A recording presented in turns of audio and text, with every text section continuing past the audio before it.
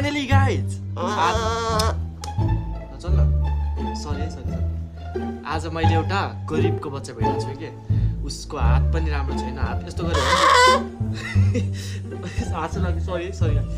उसले कान पनि सुन्दैन कान खै कान नि यस्तो छ हेर त उसलाई त बच्चैमा आमा बाबाले छोडेर गएको रहेछ कहाँ गएको मम्मी बाबा इन्डिया गएको रे के बाटोमै छोडेर कहाँ छोडेको तँलाई काठमाडौँमा छोडेको अरे क्या बिचरा धेरै नै गरिब छ हजुरहरूलाई के भन्न आएको छु भने हजुरहरू 10-20 रुपियाँ केही सहयोग गर्नु सक्नुहुन्छ भने सहयोग गरिदिनु कि सेवा नै धर्म हो कि बिचरा हजुरहरूको सानो सहयोगले चल न हजुरहरूको सानो सहयोगले उसको हात सरी गाइज हाँस उठ्छ अब के गर्नु गरिबको बताउँदै त अब हजुरहरूको सानो सहयोगले उसको पुरै लाइफ बन्न सक्छ कि हात साथ सिधा हुन्छ